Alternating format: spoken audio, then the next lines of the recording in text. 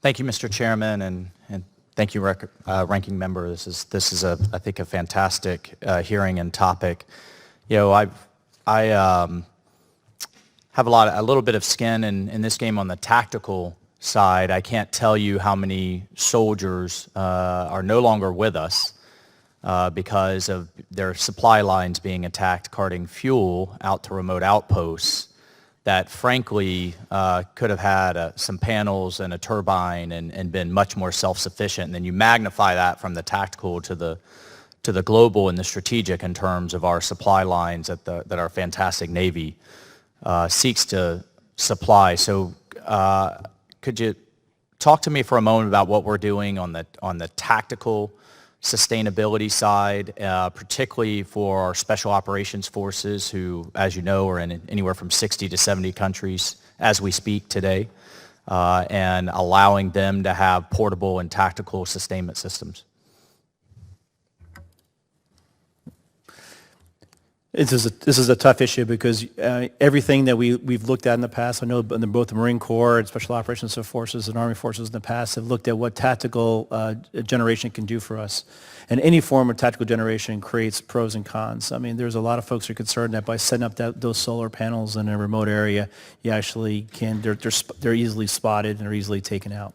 So the goal here, and this goes back to the heart of the National Defense Strategy, is how do you provide agile logistics in a contested environment? And I got to tell you, our adversaries know that that's probably our weak spot. How do we power the next generation of equipment? It's not what we just have today, Congressman. It's what we're looking at, autonomous vehicles, robotics, directed energy programs. What we're going to need in the next 10 years is more energy on the battlefield. That's something that in our research and development, we are taking a hard look at what batteries we can use, what can be done for next generations of tactical energy sources that doesn't rely on fuel supplies. It's something we are working very hard on across the Department of Defense. Thank you. And please, Mr. McMahon. Congressman, what I would add to that, again, at the tactical level, but a very strategic concept, is this idea. Mr. Niemeyer talked a little bit about small modular reactors. There's also an effort within our research and engineering concepts under Dr. Griffin to be able to look at the micro capability. Is there something we can actually put in the back of a 1.5-ton truck that could take forward that would give us, for a forward operating base as an example, the ability to operate with a micro nuclear reactor? What do you need from this committee to move those concepts forward?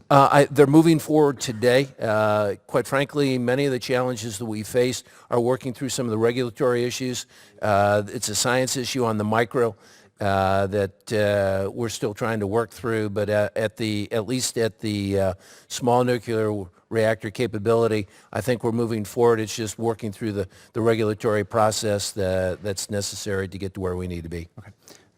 Thank you for that. And just shifting back to the basing issues, resiliency is something Florida takes very seriously. Obviously, we have to deal with it every year with storms, with flooding. There are areas of Florida now that are flooding on a sunny day. The sea level is rising, and we have to deal with it. We need to move beyond that debate. In fact, the governor of Florida, my predecessor in this seat, just named a chief resiliency officer to pull together our statewide strategy. We have a Florida Defense Task Force that's very focused on these issues.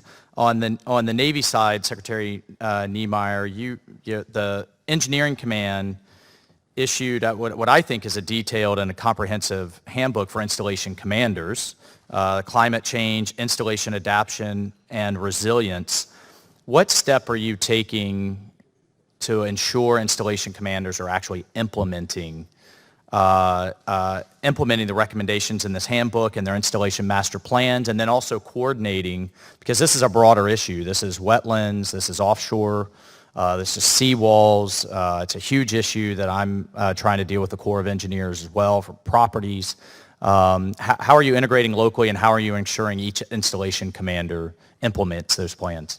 So that's something we're working on today with Southeast Region. The goal here is to allow that installation commander the range of resources and to include that pamphlet and that guidance in addition to other guidance and look at the most critical assets on that installation, what really delivers that projection of that power for the naval base, and use the guidance we've given them to direct resources towards making sure that that particular asset has an emission assurance from a full range of threats. So it is really... Are you confident they're doing it? Yes, I am. Okay. And they're captured in installation master plans. Great. Thank you so much.